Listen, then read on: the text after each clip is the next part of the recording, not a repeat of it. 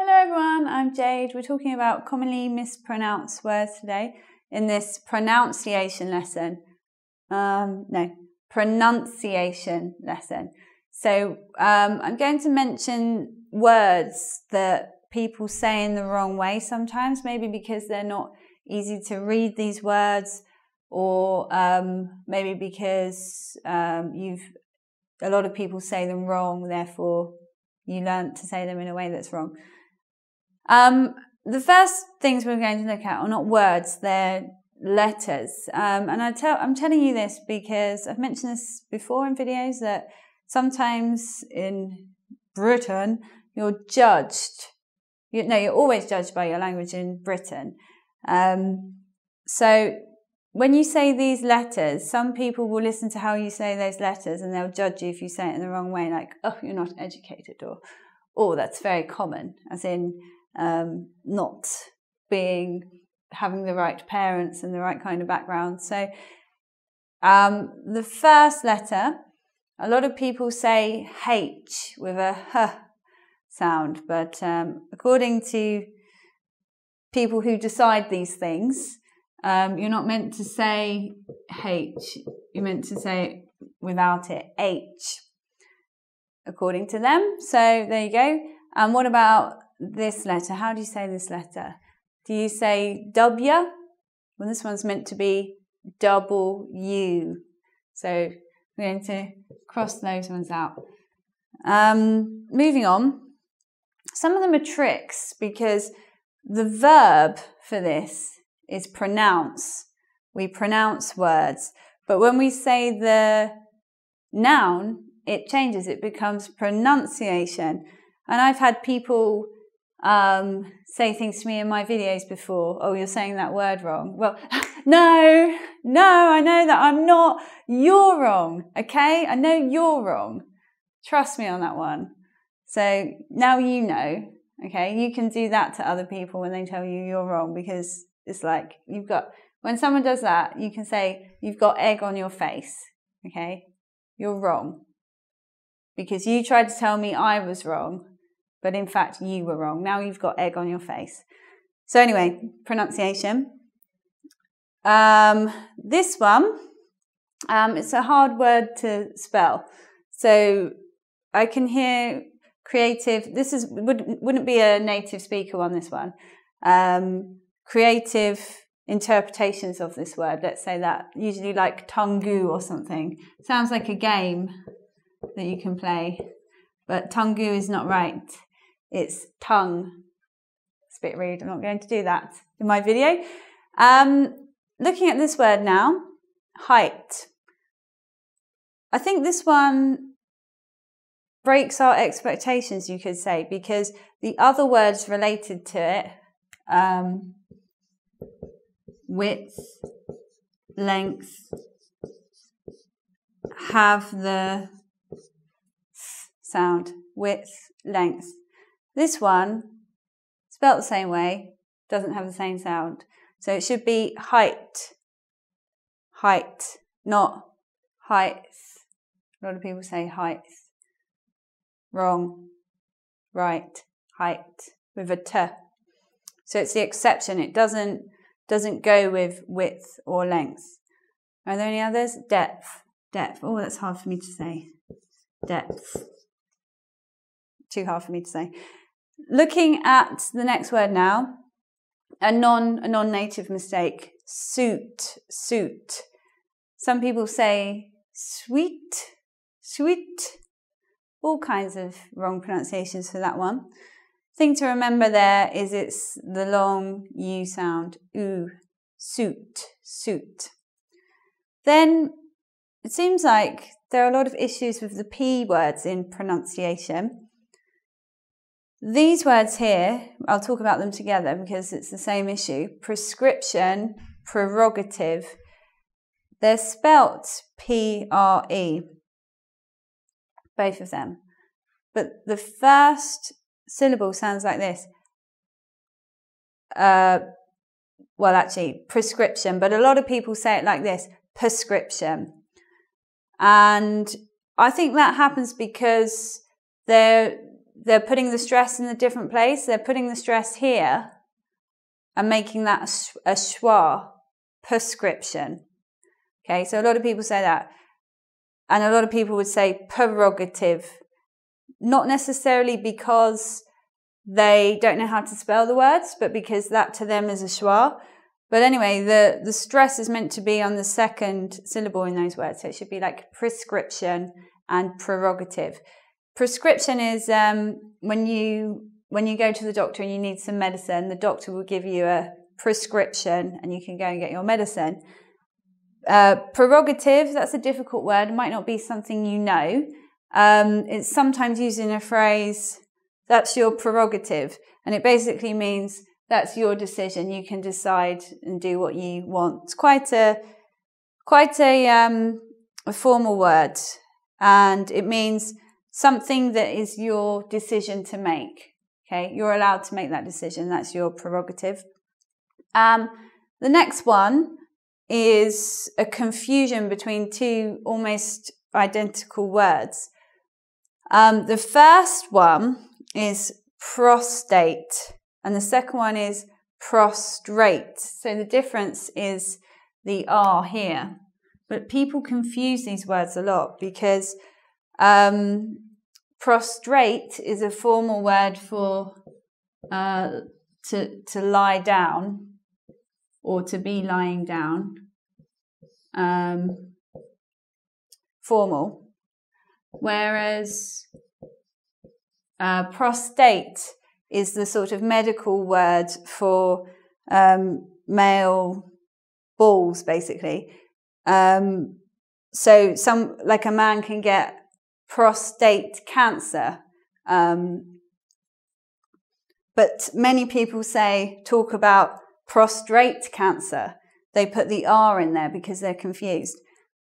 So yeah, this one, just remember, is associated with men and it's a medical word and there's no R. So it should be prostate with no R sound. What happens when you go to the coffee shop in English-speaking country? Do you ask for an espresso or do you ask for an, I'm running out of space. Maybe I don't need to write it. Espresso.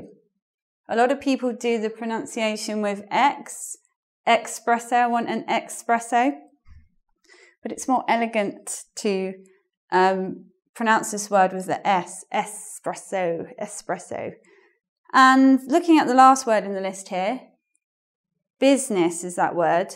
But sometimes people are confused by the I in there. And if you're the kind of person who pronounces words based on just what you see, which would make sense actually, I can see why you're doing that. But it's not buzziness. Sometimes hear buzziness. Let's get down to buzziness. Doesn't sound very good.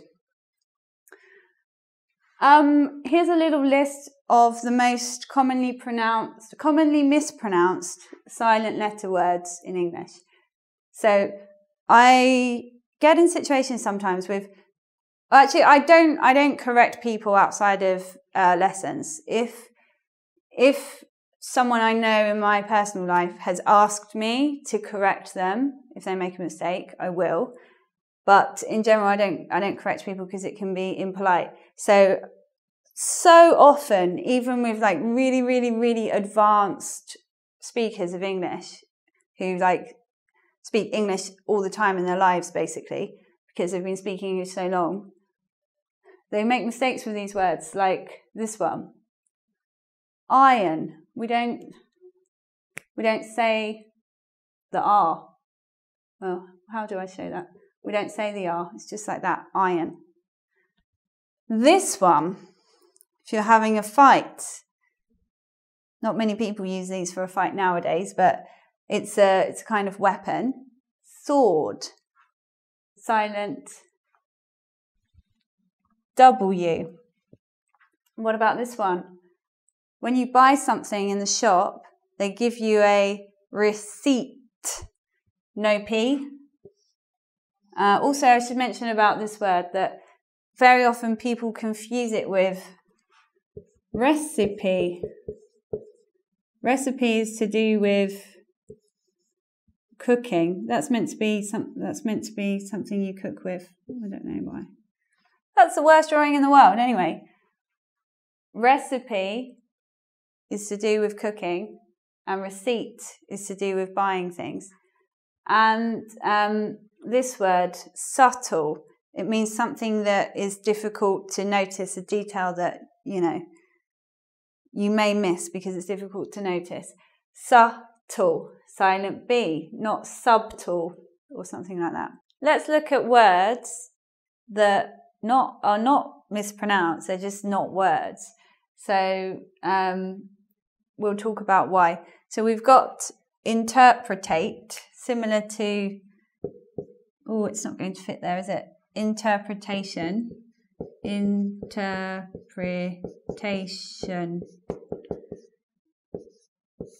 Or the verb is interpret.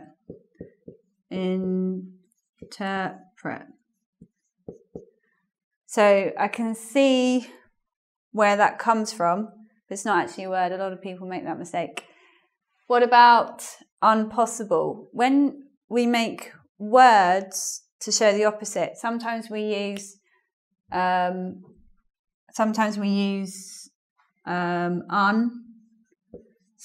use dis, sometimes we use im.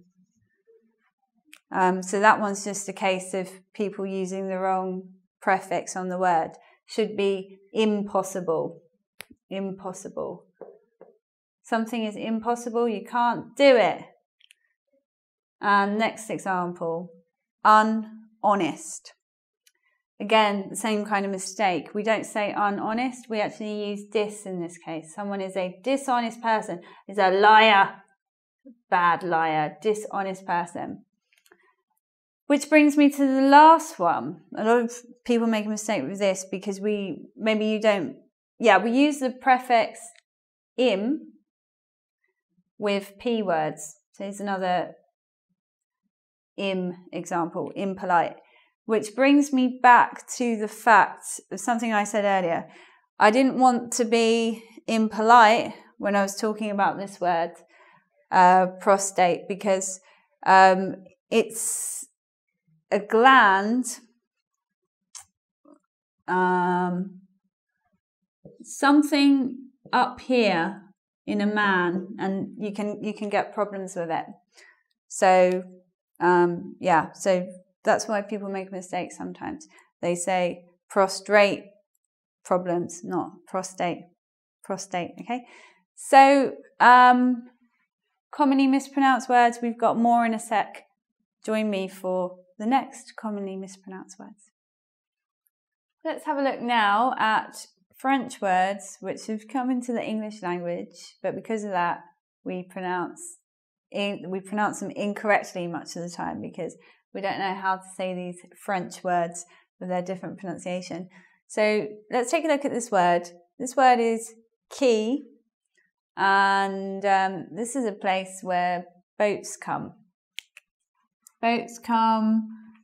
This is a boat, believe it or not, and this is the water. Boats come to the quay so that they can stop and let off their cargo, I guess. It's a little bit different to a port, but anyway, quay with a K sound. When something has QU, it can take the K sound. People might not know how to say it when they first see that word.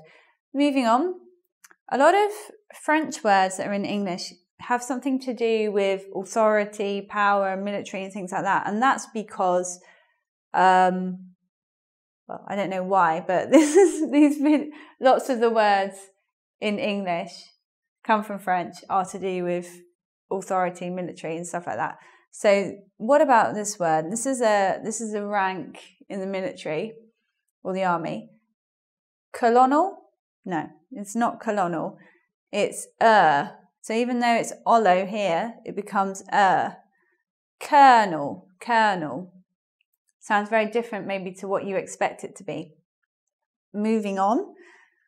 This word gives me a little bit of pain when I see it, because I remember when I was at university, I was reading something aloud to the class, and I could see this word coming. I don't know if you're like me. If you're reading to people, you sort of see what's coming. See this word coming, and I was like, oh, I'm not sure how to say it, because I wasn't sure of two pronunciations. Is it Marquis or is it Marquis? And I didn't want to read something wrong in front of my English literature class where we're all supposed to know how to read. So anyway, I decided that I would stop and just say, oh, I'm not sure if it's Marquis or Marquis, like just to cover, each option. And this girl was like, you don't know how to say it. Like saying as if I'm like the most stupid person in the class. And it was really mean, and it was really, really upsetting. Anyway, later I went and checked it, and found out that you can say it either way. Well, no, I found out people do say it either way, but the French pronunciation is Marquis, whereas, let's say, according to the dictionary, the standard pronunciation of that in English is Marquis. So that's probably the kind of thing that will matter if you are in very aristocratic circles. If you're not, it might not be a really awful thing for you that you confuse the pronunciation of that. Moving on.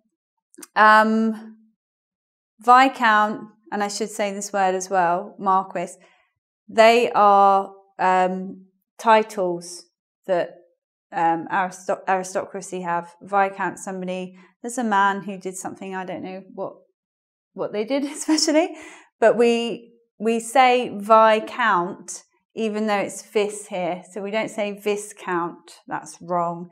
It's AI, Viscount.